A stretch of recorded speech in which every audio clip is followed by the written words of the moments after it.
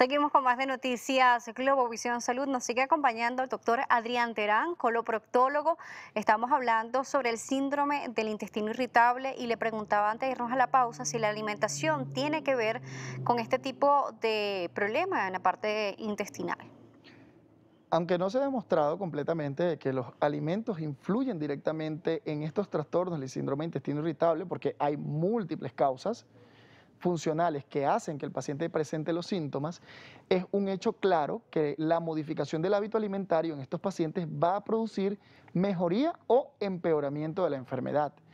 En este caso, hay muchos que estiman que incluso pacientes que están relacionados con la ingesta de gluten, a pesar de no ser pacientes celíacos, pueden desencadenar exacerbaciones de la enfermedad. Pacientes que consumen muchos azúcares, como la fructosa, por ejemplo, pueden desencadenar este tipo de enfermedad, e incluso también la lactosa. Y esto tiene que ver con la cantidad de enzimas digestivas que van a procesar estos monosacáridos o disacáridos una vez que están dentro Nos del dice de la intestino. fructosa, el azúcar que está contenida El azúcar que está contenido en en las las frutas, por frutas. supuesto. Ahora, esto nos lleva a nosotros a que el manejo de estos pacientes es tan complejo que muchas veces todos los médicos que tratamos esta enfermedad hacemos un equipo multidisciplinario solamente para manejar a estos pacientes. El consumo de alimentos, por ejemplo, ricos en grasas, comida chatarras, carnes rojas y también granos podrían influir en Estos, la inflamación. estos no están relacionados directamente con el proceso que afecta el síndrome de intestino irritable, pero ante la presencia de un síndrome de intestino irritable, este paciente puede tener una predisposición a desarrollar una sintomatología que se exacerba con la presencia de ciertos alimentos, sobre todo los pacientes que están relacionados con el trastorno o con el síndrome de intestino irritable hacia la variante de estreñimiento crónico o aquellos que están hacia la variante de las diarreas, por ejemplo, en lo que son pacientes que tienen evacuaciones líquidas a predominancia. Por ejemplo, esos pacientes que sufren de estreñimientos, productos también de este síndrome de intestino irritable, ¿cómo se hace para poderles ayudar? Bueno, acá parte de lo controversial del manejo y el diagnóstico de los pacientes. Hay dos grandes variantes del síndrome de intestino irritable. Tenemos el que está relacionado con el estreñimiento crónico, el que está relacionado con evacuaciones líquidas, con aumento de la frecuencia, con diarreas, por decirlo de manera más práctica y simple. En pacientes que tienen un estreñimiento crónico asociado al síndrome de intestino irritable, lo manejamos como cualquier otro estreñimiento crónico. Modificaciones del hábito alimentario y del estilo de vida que incluyan el aumento de consumo de fibra dietética y el consumo de agua. Ahora, si los pacientes tienen un trastorno relacionado con la parte de diarreica, tenemos que evitar o tenemos que disminuir el consumo de ciertos alimentos, como por ejemplo alimentos ricos en fructosa o lactasa, que generalmente son los que van a condicionar la aparición de las diarreas. También tenemos una variante donde tenemos una unión entre el asociado a estreñimiento crónico y el patrón evacuatorio diarreico. Entonces, es mucho más complejo el manejo en estos pacientes, porque lo que te funciona para uno te afecta al otro Claro. y viceversa, por Cuando supuesto. hablamos de la alimentación y el uso de la fibra y el uso del agua, ¿contribuye para ambos casos o solamente para uno? No, solamente para el caso que está relacionado con estreñimiento crónico, porque si tienes un caso relacionado con evacuaciones líquidas o con diarrea, entonces aumentar el consumo de fibra va a generar en ese paciente mayor problema, mayor sintomatología, mayor disconfort, mayor sensación de distensión abdominal y de dolor. Sí, hay que ver la parte de la alimentación, porque siempre nos han dicho que es bueno para el proceso digestivo o para los hábitos evocatorios el consumo de fibra y el consumo de agua, pero hay que ver qué tipo de paciente también se está presentando, ¿no? Exactamente, y por eso es que estos pacientes generalmente lo manejamos en conjunto, el coloproctólogo, el gastroenterólogo y el nutricionista. Es un equipo multidisciplinario que aborda a cada paciente de manera individual, porque quizás lo que yo como coloproctólogo le indico al paciente puede en ciertas ocasiones exacerbar los problemas y lo que el gastroenterólogo indica también. Claro. Entonces juega un papel sumamente importante el nutricionista porque trabaja de la mano con nosotros, con todas las especialidades que manejan estos pacientes y ayuda a mejorar los Claro, síntomas. además estamos pensando que comer frutas también es beneficioso y nos va a ayudar, pero nos está diciendo que la fructosa que contiene también puede ser un factor que contribuya al síndrome de intestino irritable. Y las frutas también tienen fibra. Sí, por supuesto. La fibra está contenida, por supuesto, en los alimentos o en las frutas, por supuesto, tienen fibra. Entonces, por eso digo que es un manejo bastante complejo y que estos pacientes muchas veces hay que sentarse y entenderlos, que es lo Claro, más importante. porque cómo diferenciar, por ejemplo, los dolores estomacales que se pueden referir y saber que es algo transitorio o que realmente estamos dentro de un cuadro de síndrome de intestino irritable. Sí, para esto se inicia un tratamiento que tiene que ver con tolerancia, tolerancia a lo que consumes.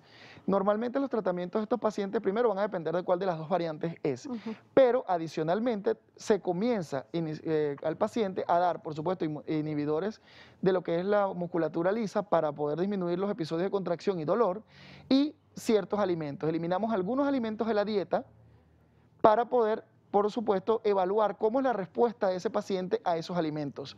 Un paciente que sufre de síndrome de intestino irritable es un paciente que tiene cura o que tiene un control para este tipo de patología. El síndrome de intestino irritable se puede controlar, pero no tiene cura. Va a Una ser vez diagnosticado, Una vez diagnosticado, por supuesto, es un síndrome de intestino irritable y como tal lo podemos controlar en el tiempo.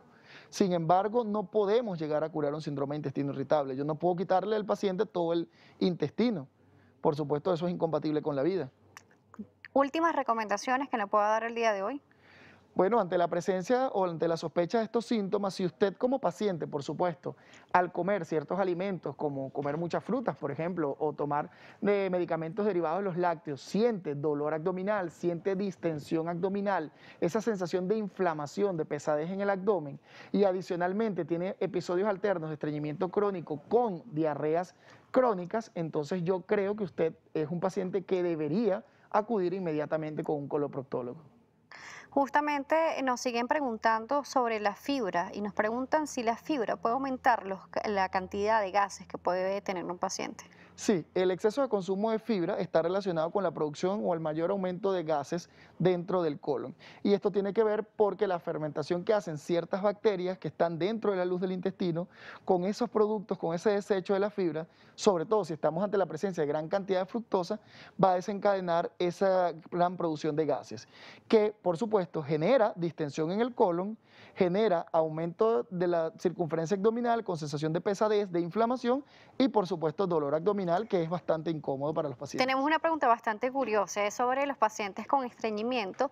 Si este paciente con estreñimiento puede tener una acumulación de heces en el intestino y esto con derivar algún tipo de apendicitis, por ejemplo.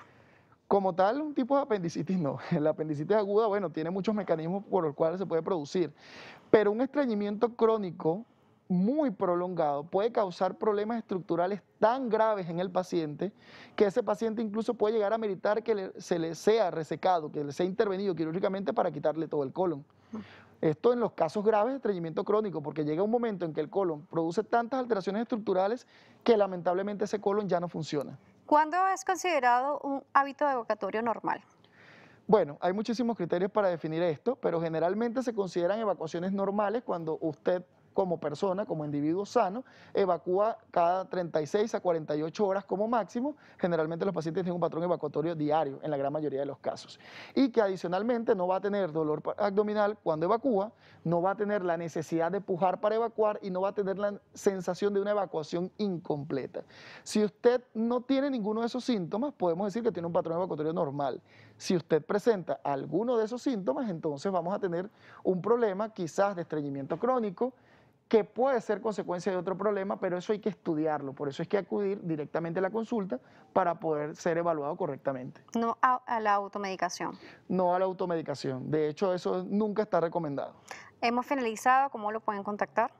Sí, bueno, nos pueden contactar a través de Instagram, nuestras redes, @colonrectollano, y a través de WhatsApp, a través del 0424-305-0121 y el 0424-392-548. Repetimos nuevamente los números.